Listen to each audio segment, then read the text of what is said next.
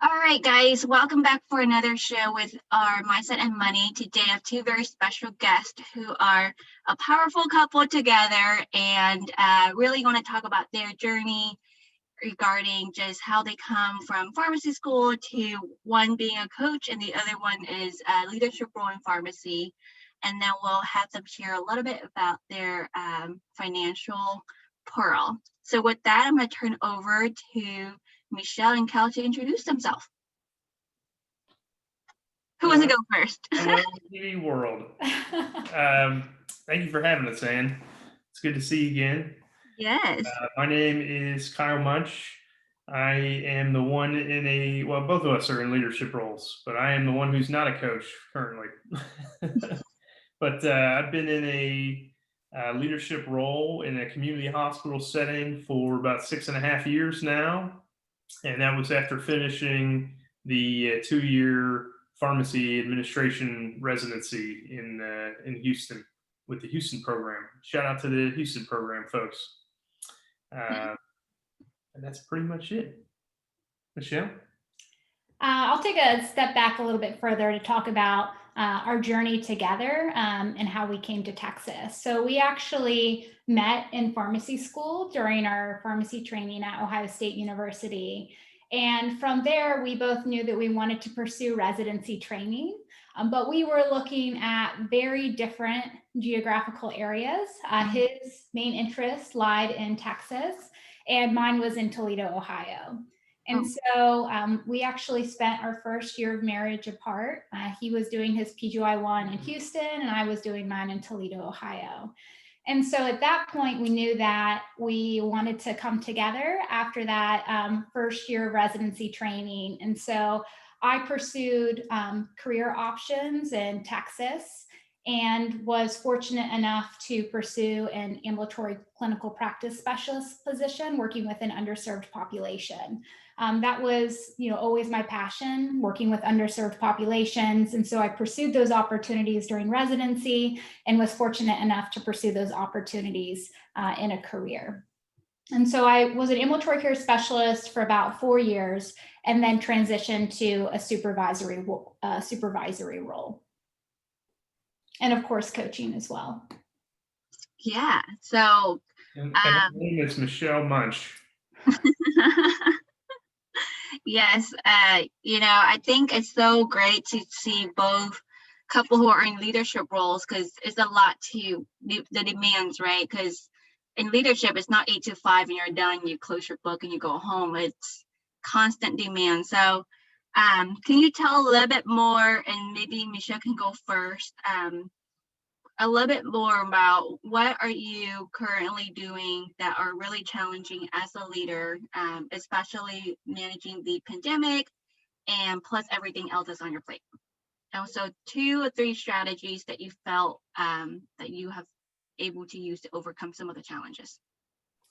Well, I think honestly, one of our core strategies is our support system that we have here in Conroe. And so Kyle's mom and dad actually live in the same neighborhood as us. And so as I'm sure you're aware, the pandemic has required a number of challenges for all team members as well as leadership. And so there were many changes that both Kyle and I had to endure during that time in order to make sure that we were optimizing patient care and able to get the job done. And fortunately, we had a strong support system here in the neighborhood that were able to support us to make sure that we were able to meet the needs of our patients. An additional strategy is, when you're working with such a large team, you really need to make sure you're utilizing all of your team members. And so we, where I work currently, we have a number of team leads, and we all came together and discussed some of the challenges, and I really relied on them throughout that time. So I think more than ever through the pandemic, we really learned how to come together. It was just remarkable how resilient our team was throughout the journey. I was incredibly impressed with how we were able to come together. Our team in particular had to have a number of shift changes. And so a lot of people's work-life balance really changed during that time. And again, we all had to come together as a team and really work through those challenges together. And so, during those times as a leader, you're really leaning on your team members, and was so impressed with the resiliency of our team. That's great. How about you, Kyle? Yeah, same. I think, basically just to sum up, the concept Michelle's talking about is leading through change, which is something that any leader is going to have to do throughout their tenure in a leadership role.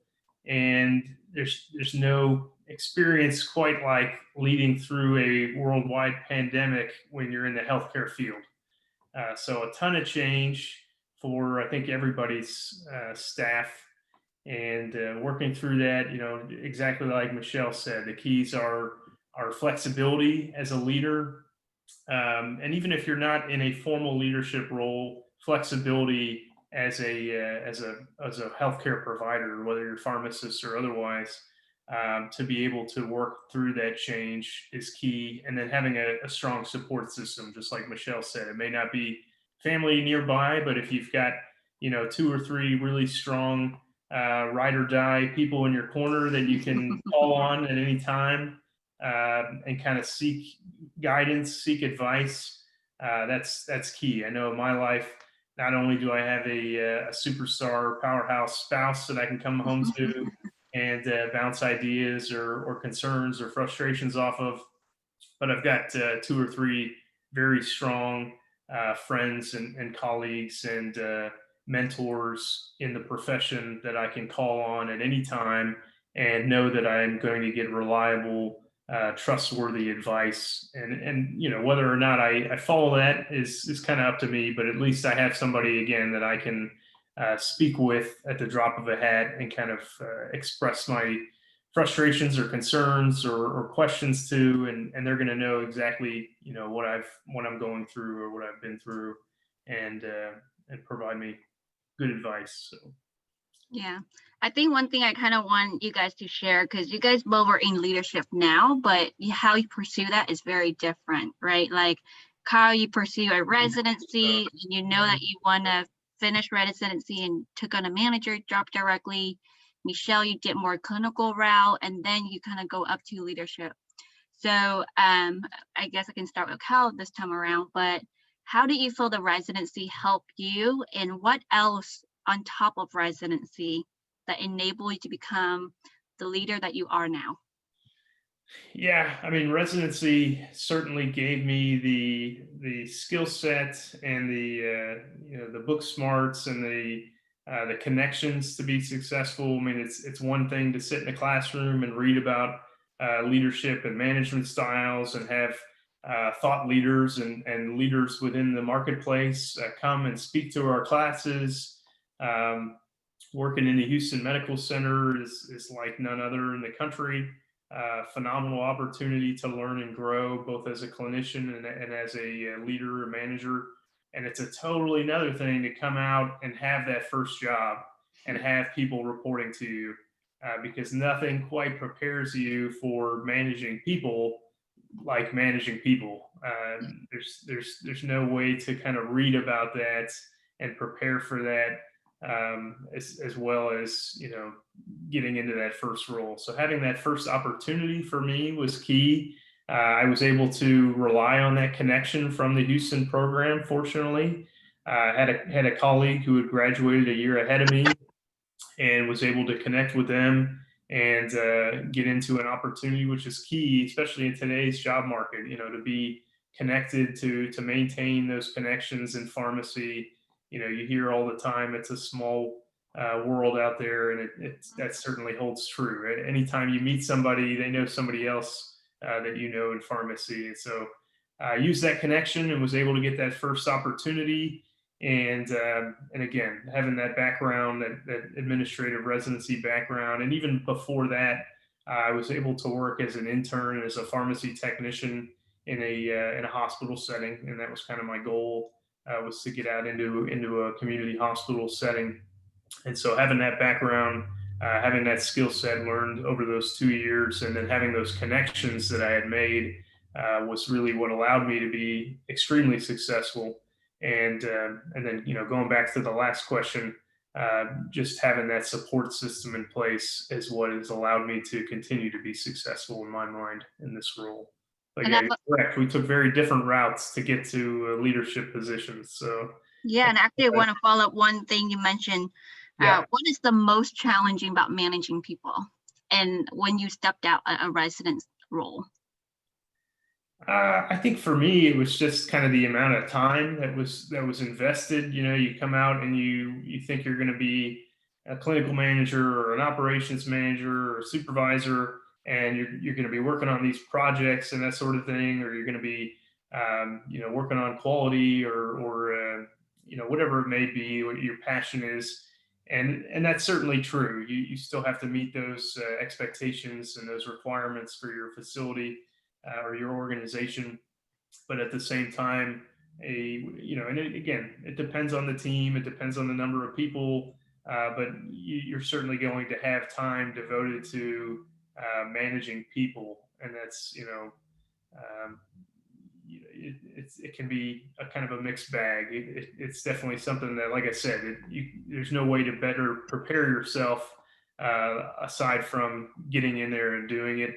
And so that was a huge learning curve for me, kind of coming out of residency program, which is working with people, managing those different personalities, different skill sets, and being able to, still try to steer the team towards our, whatever our goal was in the direction that we needed to head it as a department or as a facility. So. Yeah, thank you. Michelle, how about you? So, of course, our paths were very different. And so, taking again a step back, I think that our first real exposure to leadership role in a larger platform was our experience through Partners for Promotion when we participated at Ohio State University. And we were actually able to partner with a local, a retail chain to establish a business model that impacted the community and the patients served in that area. And so that was really my first exposure to leadership and a larger platform, and really probably the first time that I thought that that was something that I wanted to pursue in the future. So of course, my PGY1 was a general PGY1 residency program. And of course, then pursuing an ambulatory care practice site, there were a number of opportunities again to lead, and really everybody has an opportunity to lead regardless of title. And so I really took those opportunities to lead through establishing collaborative practice agreements with providers in various different practice settings within my facility. And also took a very key leadership role within our residency program and was really able, really the desire to pursue those opportunities was to help work and to serve my team and to influence positive change. And so when the opportunity presented for the pharmacy supervisory role, that was something that I wanted to pursue. And so again, we took very different paths, but in terms of pursuing that leadership role and some of the challenges that are faced in those roles, I would echo what Kyle said in regards to some of the challenges are, you think that you're going to be able to work and look at your strategic map for the year and pursue the visions of the department, but you're really there to work with the people that you serve and to help make sure that they're able to have their needs met, make sure that they're able to have the resources that they need. And so I think that that was a big challenge when I transitioned to the role. Again, is the expectations are great for a supervisory level role. To your point, it's not an 8 to 4:30 type position. And so trying to meet the needs of your team members, make sure that they have the resources that they need, while also trying to meet the needs of the facility and achieve the strategic vision of your department. So within that, because you're kind of climb up the ladder, right, essentially, instead of going through the formal program.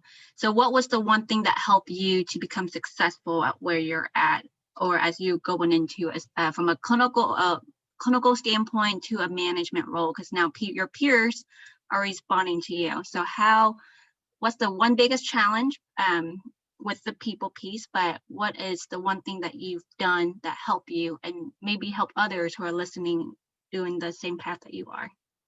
So I think the biggest opportunity that I had in pursuing this leadership role is that again, regardless of your title, you have an opportunity to lead. And so seeking out those opportunities, not only maximizing your potential, but maximizing the potential of others around you.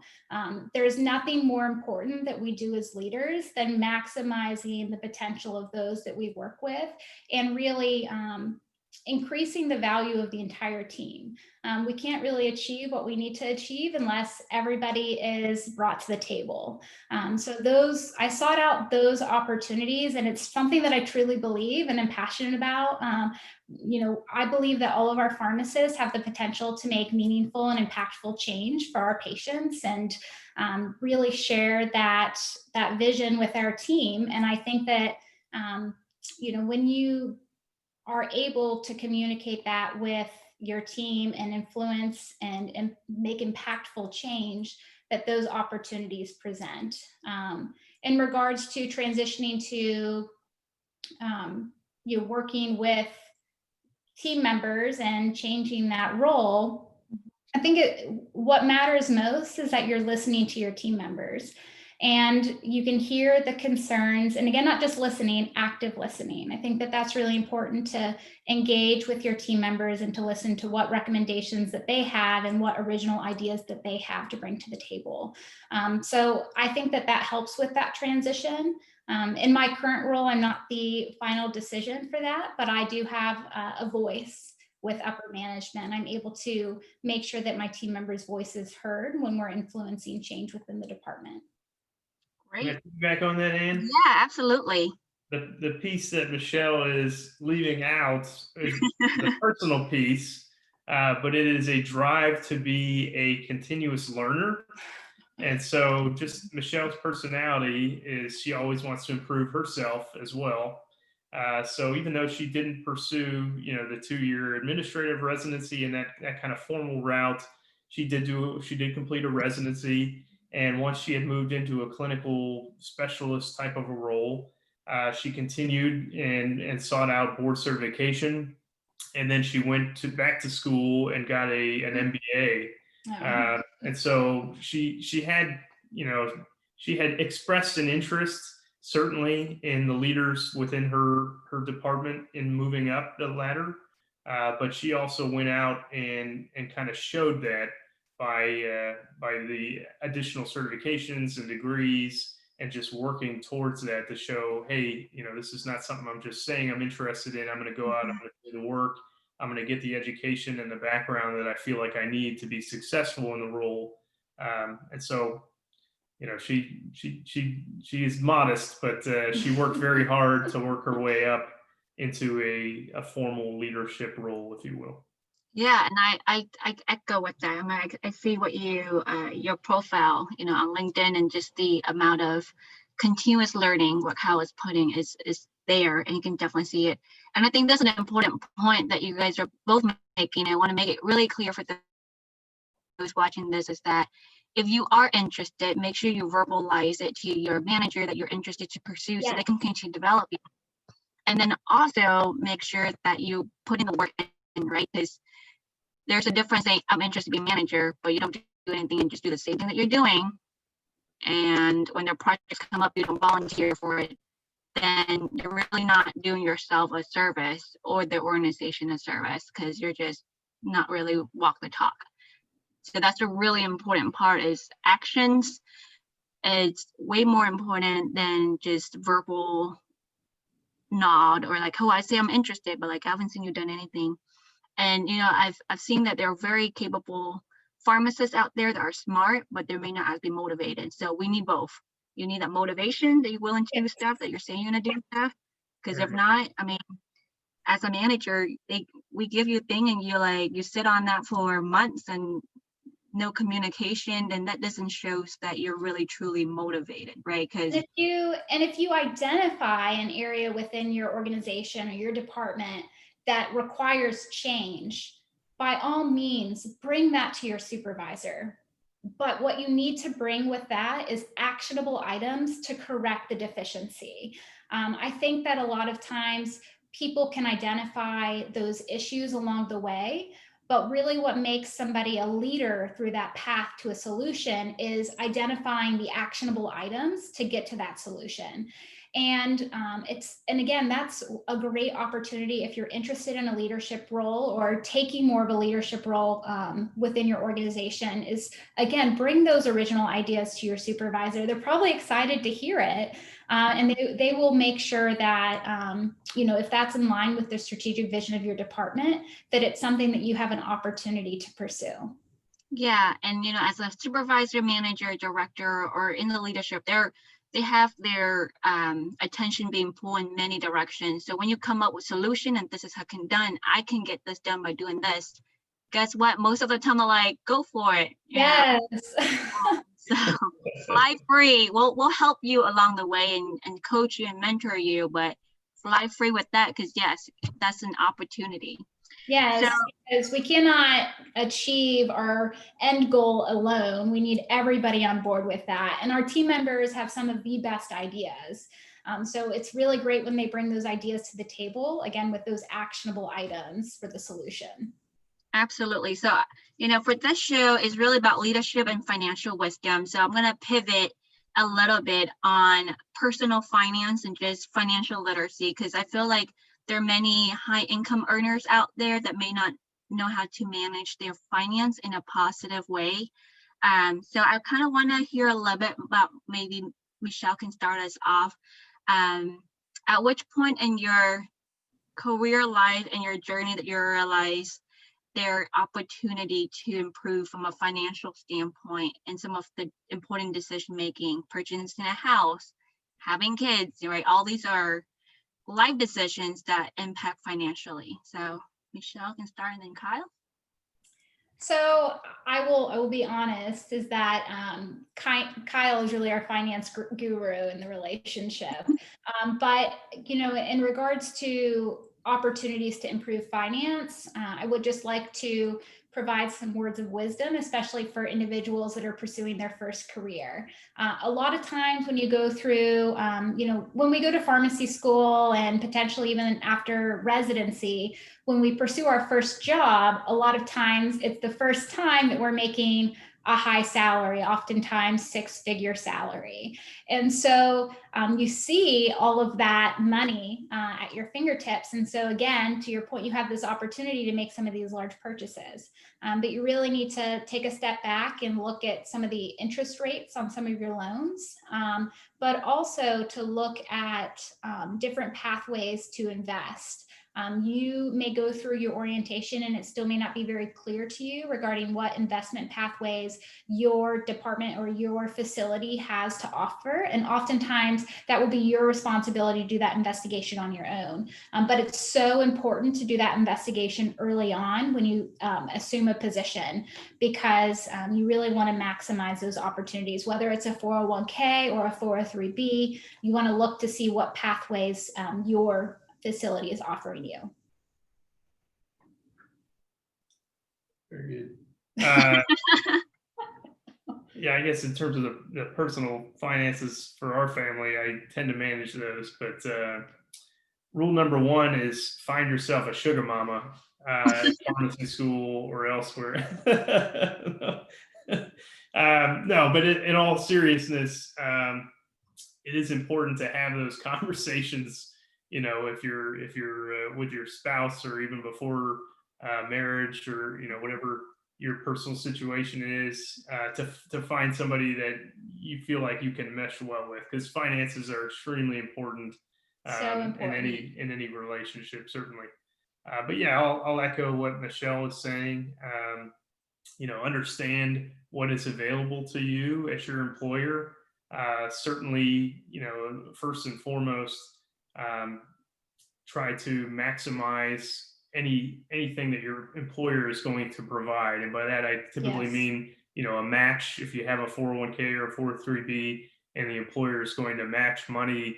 A lot of the financial advisors or gurus out there would call that free money.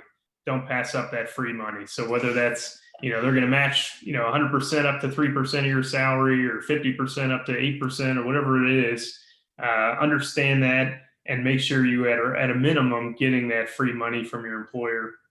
But taking a step back, I think the number one thing that anybody can do coming out of pharmacy school is to create a budget.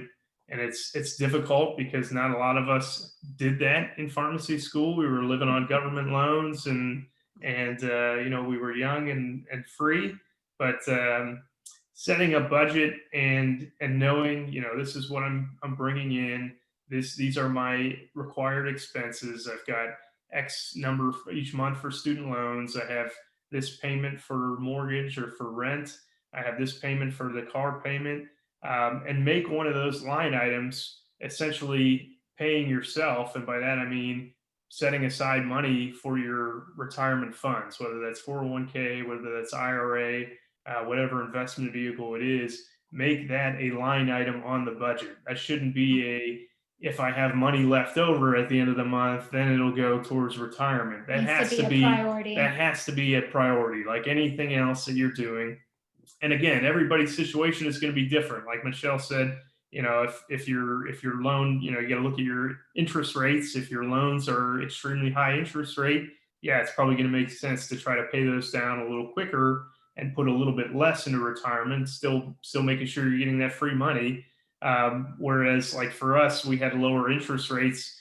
We just finished paying them off a few months ago. So that was 8.5 years after graduation. Congratulations. Took us that long, but that was because, again, we had lower interest rates. We had that opportunity. It made more sense to put more money into retirement savings, that sort of thing, as opposed to paying them down as quick as possible. We could have paid them off sooner, but it didn't make sense, again, coming back from an interest rate perspective. But yeah, I mean, we've made mistakes as we've gone. I was going to ask, so tell me. I'll admit to one very readily. In residency, you come out of pharmacy school. For me personally, wasn't making a whole lot of money in pharmacy school. I was working a little bit as an intern, but not a lot. Came out and started making money in residency. Needed a vehicle and decided I will buy a brand new $31,000 car. Not a smart move. Something I certainly regret. And I got very lucky. I say this kind of tongue in cheek, but I ended up getting hit by somebody, and they totaled my vehicle in a pretty bad wreck. And it ended up being a huge blessing in disguise. I was fine. There was nobody else in the vehicle with me. Nobody was injured. But the insurance company ended up, sending me a pretty sizable check, because again, this was a vehicle that was only a handful of years old. And I took that money, turned around, bought a used vehicle that had about 70,000 fewer miles on it. And I'm still driving that car today. It's a Toyota. So yeah, ended up getting a Toyota Camry, used Camry. And like I said, at the time it had about 70,000 fewer miles than the car that got totaled. So it ended up working out in our instance, but making that mistake of coming out and immediately picking up a new debt is something I regret, something I would encourage people not to do. If you find yourself in need in a automobile situation, you need a new car, don't fall for the brand new shiny car off the lot and put yourself into debt right out of the gate. More than likely, you already have student loans or other obligations. Find a nice, reliable car with a monthly payment that you can afford. Find something that's used and has some low miles and like I said, is reliable, but don't add that debt burden to yourself right out of the gate, because you don't know exactly how much money you may be bringing in and for how long. Or when you need to take on a new debt, or when you have to take on a new debt, or you have a child pop out, or whatever it may be. just don't put yourself in that situation. And so that was a learning lesson for me, and Michelle never let me forget it. After we had actually made that purchase, probably less than 12 months later, my transmission had stopped working. And so I was in need of a vehicle as well. So at that point in time, we did make the decision to buy a used vehicle. So we've learned our lesson, because when you take on that debt, you never know when you'll need to take on additional debt. Absolutely. And funny story, going through pharmacy school, college, I didn't even have a car. I rely on public transportation. So that when the first check hit me, I'm like, I deserve it. So I got even worse than yours, a brand new BMW. Oh my.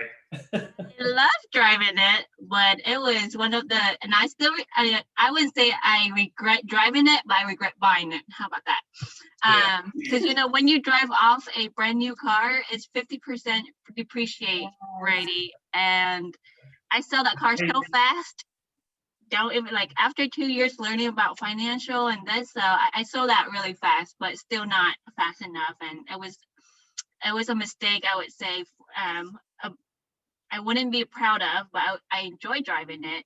And I think a part of it too, right, what you guys are saying is that when you're off from pharmacy school, you have the student loan. In addition to that, when you get into a job, you want to make sure you enjoy the job, because if you don't enjoy that job and you have these two loans hitting you, you are stuck, because you're like, I need to work because I need to pay these loans. So you basically get what's, for lack of a better word, gel into this handcuffs, handcuffs, exactly. So I get it. I miss that Dodge Charger every day. That was a sexy vehicle. I miss driving it, but financially it was not a smart move. And I would encourage anybody out there who's just getting out of school, don't make those same mistakes. It is very appealing when you get that first paycheck and you're making a decent salary to go out and do just that. But be smarter than that. You can always get that new car down the line once you got your other debts paid off and you find yourself in a different financial spot. But right out of the gate from school, that was not a good move. So learn from us. The temptation is certainly there, though. It is. Because when you've never had, that salary before, those opportunities and that temptation is certainly there. So now I know about your biggest mistake. Tell me the biggest win that you have from a financial standpoint as a family. I think from my perspective, and yours may be a little different, is that right now, again, we have our student loans paid off. We're maximizing our retirement avenues, but we are paying down our house as quickly as possible. And so we will, have an opportunity to pay off the house before, within the next several years, we'll have the house paid off, and that will be much quicker than what we had originally planned for, in terms of payments for the home. We ended up taking a 30-year mortgage to give ourselves kind of that flexibility. Certainly there's no prepayment penalty, but realistically we will have it paid off within about 10 years. So we are being as aggressive as we can, just kind of looking forward at the job market and kind of the uncertainty that's out there right now. Financially, family, we're doing well, and we're appreciative of that, especially in this economy. But we don't know what the future holds, so we'd rather have one less payment, and a house payment is the biggest payment that we have. Yes. If we can get that one off the books in the next few years, we will feel very fortunate and very pleased. But for me, I think it's just kind of globally being able to do what we want to do. We've been fortunate. We've had 2 children. I've been able to provide very well for them. We've been able to take vacations and see family and friends, across the country. And like I said, we still enjoy the little things. I still want to have my margarita on Friday nights, and Michelle still wants to have her Starbucks coffee, and that's okay. I mean, I'm not the kind of person who's going to tell people don't spend your $5 on Starbucks. But again, I go back to make the budget and know how much you can spend each week or each month on that money. Don't feel guilty about it, because you'll know, okay, I have my $150 this month set aside for, guilty pleasures, and that's fine. As long as you have made, you've set aside the money for the have to payments, and you've set aside the money, like I said, to pay yourself and to try to maximize those retirement options that you have available. You're taking advantage of any free money that your employer may offer. Then that's fine. Make a line item for those guilty pleasures, whatever they may be, and go get yourself a margarita on Friday nights. That's okay. We also prefer to spend more of our money on experiences as opposed to necessarily interior decorating. So we just tend to allocate our money a little bit differently as well. But yeah, again, that kind of comes back to my original point, which was, not necessarily find yourself a sugar mama, sugar daddy, but find somebody that you are compatible with and you can openly communicate with about finances, because that is extremely important, to have those kinds of conversations up front and to be on the same page. I mean, we kind of have an unwritten rule, at least in our family. If we spend more than $100, we run it by our partner. You know what I mean? If I go out and buy a pair of shoes, it's $40, that's fine. But if I'm going out and I really want to buy a flat screen TV for $1,000, that has to be approved by the boss. So he wants a much nicer TV than $1,000 TV. It's a little bit lowballing that number. It hasn't been approved by the boss yet, so I'm still waiting. Maybe 2 more Black Fridays. Maybe she'll get that discount now. It took me about 3 years of begging and pleading to get a used minivan for the family. So, the Toyota Camry runs forever. It is an excellent vehicle. So you're like me, Michelle.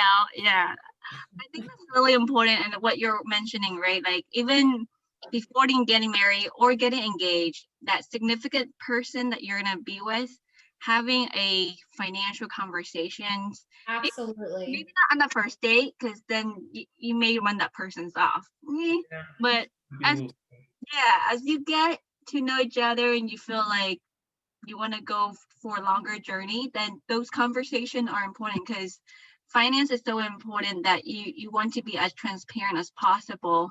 And, talking about kids, you guys want kids. If you don't, that's a big thing. So, there's so many different things to discuss, but anything, because kids are expensive, right? So those are all important points to discuss even before you get engaged, and start having those conversations early. So for those that are watching and you're looking for someone, great, you have this. If you're with someone and haven't had this conversation, maybe this would be the time. It may be super awkward to start, but I think it's just having that conversation, just to don't have to say, hey, you want kids. This is just start softly. Let's talk about salon. Let's talk about how you like to spend your money. Just something simple as that. Any tips you guys would have for those individuals who want to start the conversations but not to make it too awkward? I mean, I think once you spend some time with somebody, you'll see kind of how they spend their money. But to me, it was kind of globally, understanding, what kind of debts we would potentially come together with in the marriage, and what we saw as the most important aspects in terms of spending money. I mean, I knew even before marriage with Michelle that, like she said, her big ticket items were more experiences, and they weren't, to her, the fancy home wasn't as important. No. That was more important to me, quite frankly, than it was to Michelle. Driving the BMWs was not important to Michelle. So, to me, it was like, okay, I need to set aside money for those kind of trips, because that's what's important to her, and being able to share those experiences with our family and with our friends. But in terms of the other items that and I'm not saying that's right or wrong. Some people may prefer to have the fancy car, and the trips aren't as important to them, and that's fine. But just kind of understanding where her mind was at. ultimately for Michelle, the most important thing is kind of financial security. And so knowing that, long term, we wanted to be aggressive in our savings. Um, you'll see if you do any reading, and that's another thing I encourage people to do is just get out there. There's a lot of free material out there. There's a lot of financial gurus with books or websites or podcasts. What's give me maybe top 3 books, podcasts, blogs that you would recommend? In terms of blogs, I like something called Mr. Money Mustache. Mm-hmm. So if you go to his website, he is what I would consider to be extreme in the FIRE movement, Yes. financial independence, retire early. So he's great. Certainly, Dave Ramsey is a huge name out there. And he's got his steps, he's got his programs, he's got his books. A lot of great advice.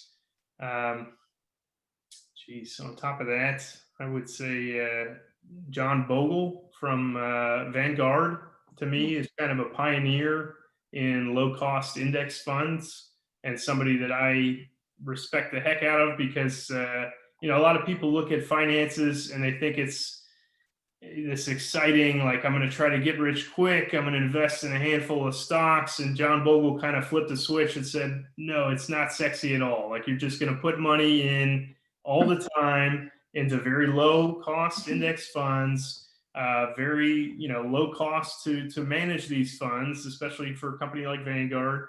And that's it. Like, you can check on it. It's not going to be exciting. Like, one day to the next day, it's not going to jump a lot. But over the course of 30, 40 years, if you start young, you are going to be financially sound by the time you're ready to retire. And that's kind of the strategy that I take personally. I'm not out there investing in trying to get rich overnight from Netflix or Tesla stock or going out and buying a ton of Moderna because they got, their hands in a COVID vaccine. And then, other people may enjoy that. I don't have the time really to sit there and do that kind of research day in and day out. To me, it's just, let's keep putting money in every day. Let's max it out. Let's max out our 401k or 403b. Let's max out our IRA. And let's, that's it. We try to hit as a family, 20 or more % of our income every year. And that's pre-tax. That's tough to do. A lot of financial advisors will tell you 15%. Mm-hmm. And the FIRE movement would tell you 50%. So I'm kind of in the middle there. I try to get 20 to 25% every year of our pre-tax income towards retirement.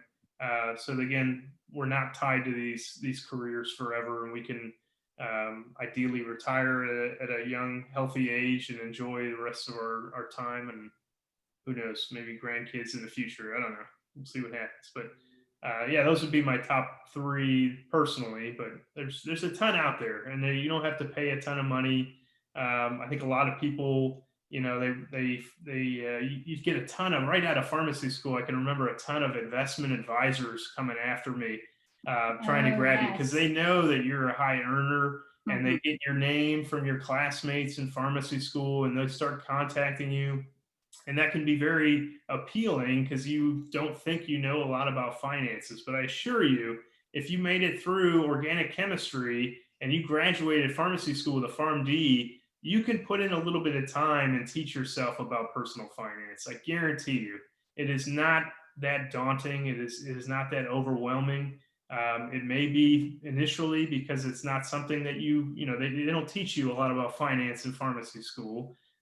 Or even undergrad, from my experience, but put in the time, do the research, talk to some folks, listen to the experts. You can figure out, where you're going and what your goals are.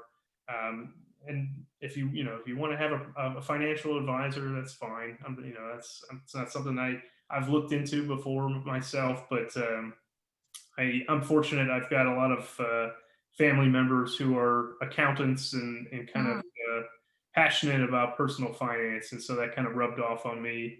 But there's a lot out there, so I would encourage everybody to go out and just read and learn for themselves.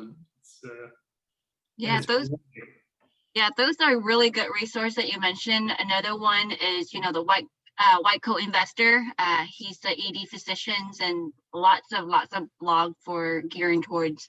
And one thing, Kyle mentioned regarding financial advisor, if you really don't want to spend time and do it yourself, kind of learning, you can get a financial advisor, but I would be very cautious who you choose. Make sure they are more like fee-based, like pay a flat fee. They look at your whole financial situation and give you the best recommendation, and then kind of go from there instead of like fee-based on commissions, because they will be more incentivized to sell you things that may not be good, but will give them more commissions, right? So you really want to pay attention to that. I really there's a term out there called fiduciary. So I would find somebody who describes themselves as a fiduciary, because typically they're, like you said, they're going to be a flat fee based individual providing that advice. So they're not going to be based on commissions, trying to sell you on certain investment vehicles for their own benefit. So. Right. And there are financial advisors out there, that would charge you 1% to upward of 3, 4, 5% on whatever they get for you. And 1% doesn't sound a lot, but if we do the math on the net profit or the net return, you could actually may decrease your return up to 33%. That's huge. So really sit down and think about it. The other, I would say, leading author, leading personnel in financial literacy is Ramit Sethi. He has a book about just more gearing towards in the 20s, 40s. So there are a lot, kind of like what Kyle says, that you have opportunities to learn. Even if you spend 15 minutes a day reading a blog, I think you'll learn a lot more. Or, watching shows like this, and that's why we're doing this.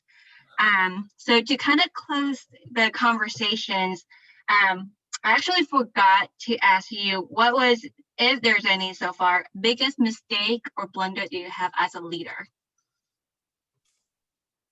Biggest mistake as a leader. You want to go first? I'll let you go first. Biggest mistake as a leader. Well, I can tell you, I think the biggest mistake is, going back to the point, is that being a leader is a big job. You really can assume that position. And when you look at your operating plan and the strategic mission, vision, all the goals of the department, you can see yourself very easily spending very long days. When I first transitioned into the role, I was spending extremely long days. Initially, not only just transitioning to the role, but transitioning to that leadership role and really being able to delegate to other team members and allowing them to be successful in leading and influencing that change. So when I first transitioned to that role again, I think that was probably the biggest mistake. Those first few months, it took a lot of hours and a lot of time. And again, a lot of that was just transitioning to a new role. But, in the future, when transitioning to a new role, I would recommend taking a step back and look at it from a project management standpoint and look to see what are the big projects, what are my target due dates for these, and what are the key stakeholders? What are the key stakeholders within my department that I can lean on and rely on to help influence or potentially even lead some of these projects with just some oversight and direction? There can be a lot of expectations and a lot of sudden expectations that arise, such as a pandemic that arise that shift your responsibilities as a leader. And you really need to rely and to be able to delegate and find those people within your team that can help influence and lead some of those either independently or with some direction and oversight. Kyle? Yeah, that's good. I don't know that it's necessarily a mistake that I've made personally, but I would say and it could be leader, it could be any pharmacist, but kind of chasing the salary versus chasing the fits or the culture.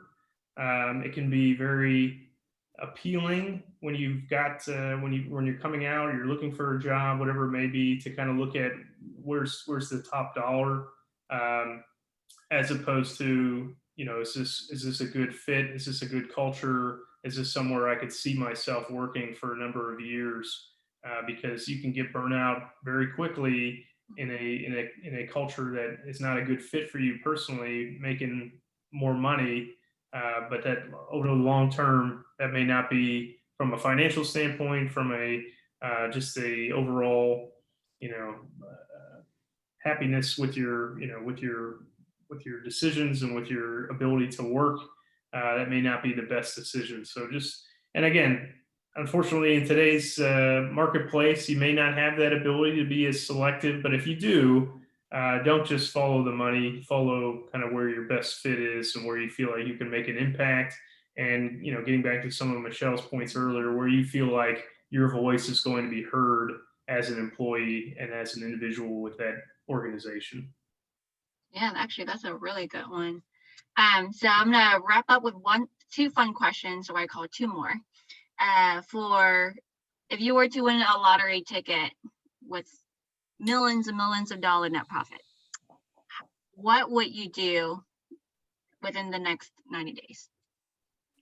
We talked about this a little bit actually earlier today. Michelle bought a scratch off at the grocery store this morning. $5, 2 scratch offs. Which I don't recommend to anybody out there from a financial perspective. The odds are not in your favor. Yeah. Well, that's her guilty pleasure. Every once in a while, you want $5 for scratchers at the grocery store. And we didn't win nothing, but we did talk about this morning what we would do in that random scenario where we found ourselves very financially secure. We're both passionate about working with underserved populations, and so Kyle, of course, has a strong finance interest, and so working with underserved potentially in finance, and I could see myself potentially serving in some sort of capacity in the healthcare field. Hopefully still in the field of pharmacy. Yeah, what I told Michelle earlier today was that I would leave the marketplace in terms of a paying profession and volunteer services to kind of work with individuals for, doing their tax returns every year or whatever financial, issues that they may have. Just being a resource, especially for the underserved populations out there. That's kind of where I would see myself. It's just offering my services as opposed to having a paying job where I was required to put in my time every week. Wow. I was expecting some lavish luxury vacation. You guys are just amazing. We would probably still take it easy. But I think I'd be getting the 2020 minivan instead of the 2018 minivan, but that's what parenting do to you. You want minivan. That's the cool thing. Not gosh. There's so many cup holders, and there's so many it's so practical. You can't beat it. And there's a sliding door, instead of open, the sliding door. The first month we had that minivan, the boys would just run out. They were so excited. Run out to the garage, like they would forget mom and dad are home. Like just they would show all the kids. Run right past us to the minivan to open and close the door 1,000 times. That was it. All the kids in the cul-de-sac were playing in the minivan. That was the hangout spot for a good month right after we got We're holding out still. My husband's like, should we get a minivan? I'm like, no. I mean, I have a SUV, a Toyota Highlander. I'm like, no, I think the Highlander can handle this. Like, we got this. We only have one child. We got this. So we're still holding out. Well, that's awesome. The next question I have is, how can someone connect with you guys if they want to learn more about you and just about your journey? Easiest is probably via email, kyle.munch@gmail.com. It's pretty straightforward. But yeah, just if anybody wants to reach out, wants to talk finance, or just wants a mentor in pharmacy or finance, I'd be happy to connect with folks. So kyle.munch@gmail.com. And I'm reachable, of course, through LinkedIn. So Michelle Munch. You can find me on LinkedIn and send me a message. I've regularly check that platform, and so I'd be happy to connect. Awesome. Well, thank you so much, guys. I hope whoever watching this video is learning a lot. There's lots of golden nuggets that dropped throughout the whole video. Again, with this mindset and money, really trying to empower you to live a meaningful life through career and financial journey in a successful way. And I hope you have learned that through this journey. And there will be other guests that come in on the show who are pharmacy leader or just in the pharmacy professional and having their pearls of wisdom on finance and leadership pearls. So with that, I will see you guys at the next episode. Thank you so much, and continue to do what you do best. Be a warrior. Thank you. Thank you.